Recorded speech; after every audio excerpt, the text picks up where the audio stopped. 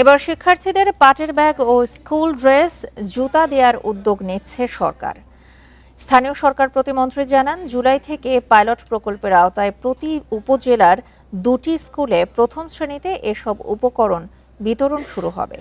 আর শিক্ষামন্ত্রী জানান, প্রাথমিক বিদ্যালয় দিয়ে শুরু হলেও ধাপে ধাপে মাদ্রাসা সহ অন্যান্য পর্যায়ে এটি বিস্তৃত হবে।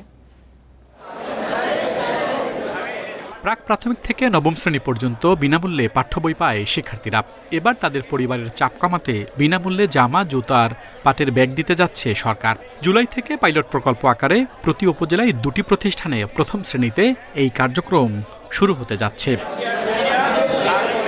শিক্ষার্থীদের বিনামূল্যে শিক্ষা উপকরণ বিতরণ কর্মসূচি বাস্তবায়নের লক্ষ্যে সচিবালয়ে দেশের শীর্ষ ব্যবসায়ী ও সংগঠনের প্রতিনিধিদের সঙ্গে আন্তঃমন্ত্রণালয় সভা অনুষ্ঠিত হয়।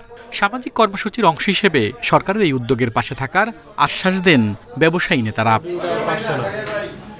ইতিমধ্যে 1 লাখ পাটের ব্যাগ, জামা ও জুতা দেওয়ার প্রতিশ্রুতি দিয়েছে তৈরি পোশাক প্রস্তুতকারকদের সংগঠন BGMEA। করে প্রাইমারি স্কুলের ক্লাস 1-এ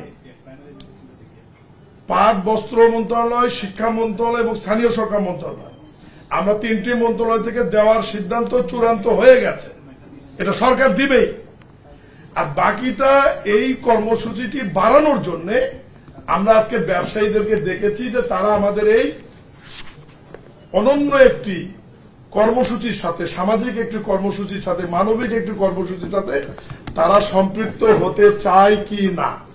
শিক্ষামন্ত্রী জানান, প্রাথমিক বিদ্যালয় দিয়ে বিনামূল্যে জামা, জুতো ও ব্যাগ বিতরণ কার্যক্রম শুরু হলেও পরবর্তীতে এর আওতায় আসবে মাদ্রাসা ও উচ্চ বিদ্যালয়ের শিক্ষার্থীরাও। প্রথমে 1 লক্ষ জুতো, মোজা, প্যান্ট, শার্ট, কামিজ, সালোয়ার 1 লক্ষ প্রথম BGME থেকে দিচ্ছেন তারা। আমরা সারা দেশেই দিব, 8টি ডিভিশনে দিব। যে পরিমাণ আসবে সেই পরিমাণ আমরা বিতরণ করতে থাকবো এবং আলটিমেটলি প্রত্যেকটি উপজেলার প্রত্যেকটি ছাত্রছাত্রীর কাছে আমরা এটা পৌঁছাবো। এর আওতা বাড়াতে সরকার ব্যবসায়িক প্রতিনিধিদের সহায়তা চায় বলেও জানানো হয়। আশা করা হয়, ব্যবসায়ীদের সহযোগিতা সাপেক্ষে দেশের সকল সরকারি প্রাথমিক বিদ্যালয়ের শিক্ষার্থীরা এই কর্মসূচির আওতায় আসবে। আল আমিন হোসেন, ইন্ডিপেন্ডেন্ট নিউজ, ঢাকা।